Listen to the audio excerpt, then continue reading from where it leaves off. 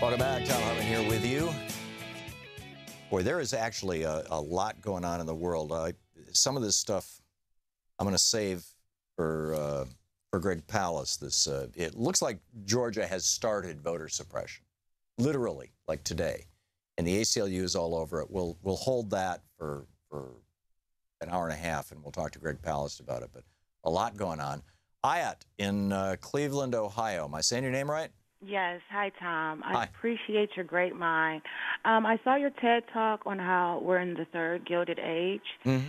And, I feel like this Gilded Age was really brought out of the capitalism during the Cold War. What brought on those other two Gilded Ages?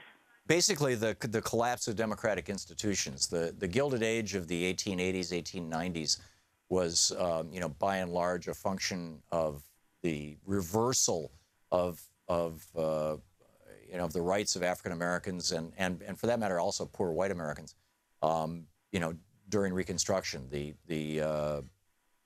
Basically the robber barons rose up and took over. They seized control of the Republican Party after Lincoln died, and right after the passage of the 13th, 14th, and 15th Amendments, the blowback, and everything, it just that, which then led to the billionaires, and we would call them billionaires today. Back then, they were merely millionaires, basically taking over. Carnegie, Rockefeller, all these guys, Mellon, whatnot. And then the earliest Gilded Age, which was, from the time of the American Revolution until, arguably around 1830, the presidency of Andrew Jackson, he just kind of ruined everything. He threw us into the greatest depression in the history of the United States. But that Gilded Age that preceded that was largely the function of slavery.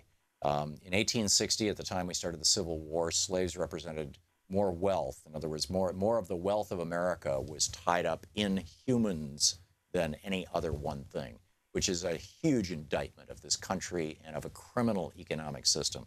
So, and the second Gilded Age, the one in the 1890s, was largely also a function of cheap labor. There was massive immigration into the United States after the potato famine in the 1840s in Ireland, and then immigration in the 1870s, both from Asia, Chinese, and also from Italy, and then in the southern states and creeping out west, with the Missouri Compromise, you had slavery as well.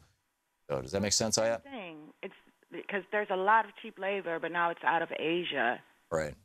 And I would say that this Gilded Age is the same thing. I mean, it's always basically the oppression of the middle class on down, the working class and the poor, the oppression of minorities, the oppression of women. That's what pops all that wealth up to the top 1%. And here we are again. I mean, the state of Missouri yesterday just rolled back the $10 an hour minimum wage in St. Louis to $7.70 because the Republicans in Missouri decided that, no matter... these guys have been giving lip service to states' rights and local control ever since Virginia shut down their schools for 5 years, their public schools, in response to Brown versus Board of Education in 1956.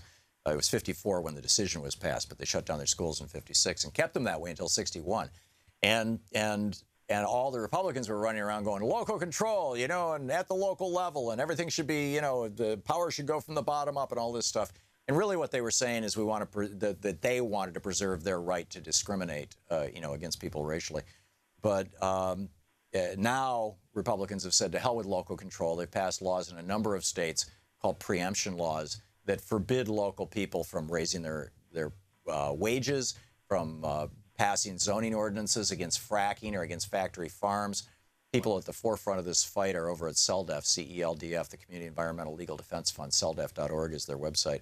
There's a new movie about him, in fact, called Democracy 2.0 that Lila Connors just made. So, our third Gilded Age here is also the result of the, keeping down labor. And what the Labor Department's doing, that I was quoting earlier this morning, doing away with the overtime rule, for example, just more of the same. Make sense, Ayat? Yes. Thank you so much, Tom. Okay. You have a brilliant mind. Thank you. Thank you for the call, and I appreciate it. This really is an actual thing. And it's really an action. I should write an op-ed for Alternate about this or something, because Ayat's question is just it's the brilliant one. I mean, if you look at the times in America where labor had the greatest power, which was from 1935 to 1975, roughly, If you look at the time, and also, you know, labor had power between 1865 and 1880, roughly. And the reason why, of course, was because, you know, 600,000 American men had died in the Civil War, so there was a labor shortage. And then the reason why in the 1930s through the 60s was because of the rise of unions. If you look at when labor had power in the United States, those were the times when the country was the most egalitarian, the most equal, and the billionaire class or the oligarch class had the least political power. And we really need to return to labor having some say in our economy.